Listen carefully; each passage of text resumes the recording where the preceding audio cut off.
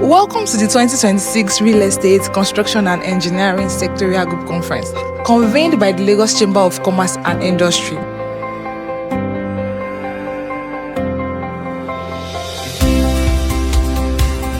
I'd like to have a welcome address from the chair of the Real Estate Group. Welcome with me, Dr. Michael Oladiji.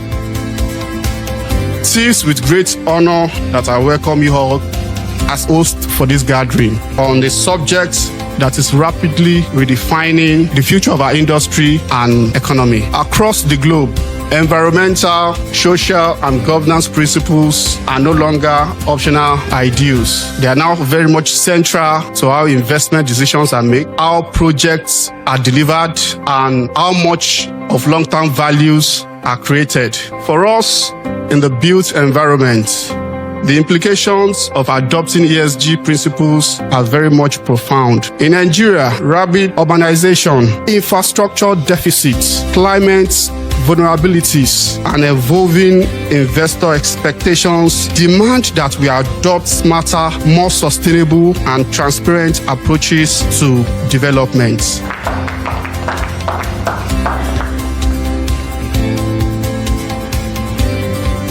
When Nigerian economic structure is being redefined by emerging growth drivers beyond oil, LCCI recognized the future of economic competitiveness. We increased depend on the strengths of efficiency and sustainability of our built environment. This conference is therefore critical to shaping the policy direction, investment priorities, and industry standards. I'd like to say that every building or infrastructure that fails is not an accident. It is a system failure, a failure of design, a failure of process, and most especially a failure of governance. So today is not about theory, it's about direction, alignment, and action. What is ESG and why does it matter? There are two critical components of ESG, risk and opportunity. Mostly we focus on the risk and not just focusing on the risk. We focus on it because there is a regulatory requirement for us to focus on risk. But today, our conversation is going to emphasize on the opportunities that are available on ESG that we can leverage on as institutions. When the president was talking and the chairman, they talked about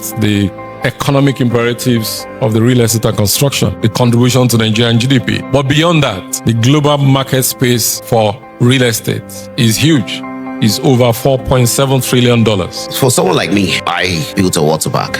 In terms of when you look at the environment, the typical thing is, where does the water go? The sustainability of that much water. I deal with 2 million liters of water that I need to treat and then recycle and then keep reusing.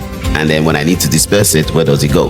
What's the impact on the neighboring environment? You want to ensure that you leave a legacy. All of you here want to leave a legacy for your children, right? And when it comes to sustainability of our environment, we also want to make sure we leave an environment for the future. The bank side of things, and when I say bank, I'm talking about Knowledge Bank now. It's one of our major criteria when it comes to investments and everything that we do. We have an environmental and social governance performance standards that is embedded in every project that we do. Even though they are not standardized methodology for housing for carbon credit yet, but there are monetization pathways. Now there's Article 6 in Nigeria. The federal government last year signed into law the carbon market framework. In the coming years, there will be methodology to turn your house. Do you build a low carbon house?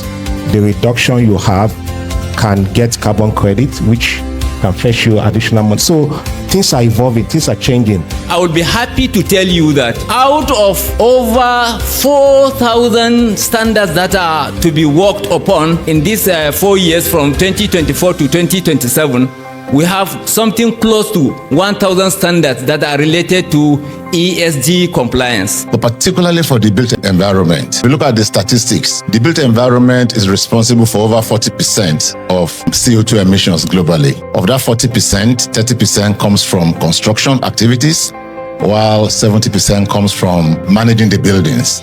Now, that is very, very significant. Nigeria is still catching up in regulation, but that the speed in which the regulation improvements is taking place, is growing.